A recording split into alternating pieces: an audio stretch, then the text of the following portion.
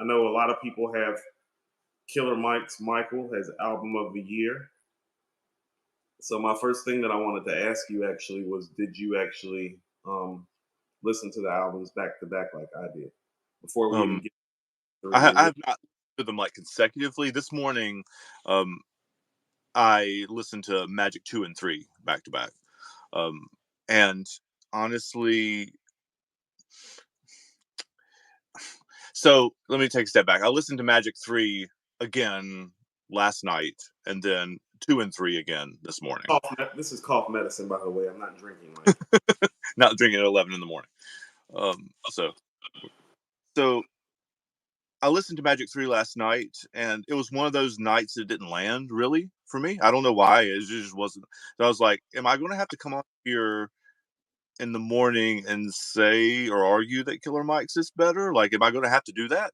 And then I listened to it again this morning, and I was like, okay, now I kind of got in the groove. I guess I just wasn't in the mood um, last night or whatever. It just wasn't that time. Now, You want to know what's crazy? Is that the I same? think the argument that 2 is as good or better. Like, I think I could do that, but yeah, Let's I have well, let's think have a conversation. I think. Hold on. Well, I think that makes it conversational actually, because guess what? Like when I went and listened to Magic 3, mhm. like back to back, like some of that happened to me. It's actually, here's what I realized. I realized that it's like I feel like the executive production on Michael might be better. Mhm. I think beat for beat, it's not better, although it is more the type of music that you would ride to. See, for me, I look at production on two levels. I think sometimes people look at production like, well, that's the shit that I want to ride to. And it's like, I look at production on that level too, but I also look at does this beat fit what the artist is trying to accomplish on the record? And from that respect, I can see how in tune Nas and Hit Boy are, because the things that Hit Boy was trying to accomplish worked with the themes and the scope of what Nas was trying to deliver. Mhm. So I Lined think up. right. So I think the production jobs are comparable, Mhm. but and I think this might be some Southern shit too. You know, Southern music is more made to ride to than East Yeah, Coast music, it and is. Michael has more of a ride factor than Magic 3, and Magic 3 kind of like Magic 3 doesn't have a lot of up tempo stuff. Right. It's actually very melodic and very like some of the production is sparse, but it's intentional. Right. And because of that,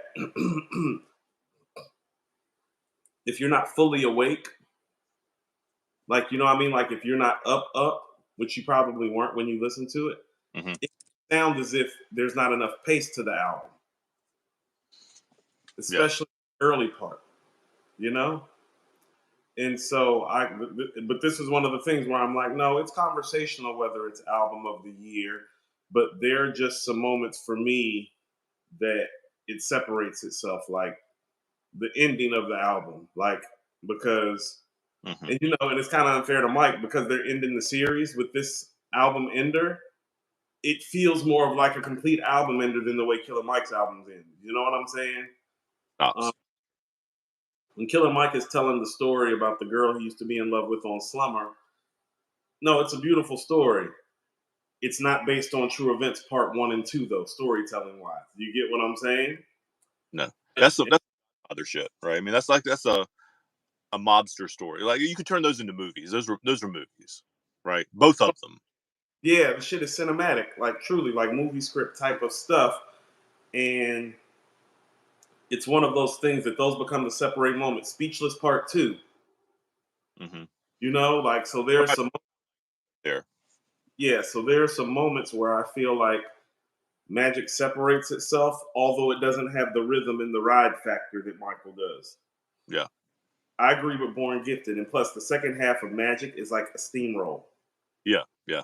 It's the two albums. If we're talking about Killer Mike, we're talking about Michael and talking about Magic 3. They kind of go like that, right? I mean, one Like 3 accelerates and Michael has the bangers at the beginning and kind of tails. Right. The albums are actually kind of flipped. It's like the first 5 songs on Magic are good, but they're really more momentum building Yeah. towards him on the second half of the album. Michael hits you in the face Yep. on the first 5 or 6 records. Yes, And it then does. after that, it starts to descend. I've always been of the train of thought that, like, first of all, they both have great album starters. Yeah, they do.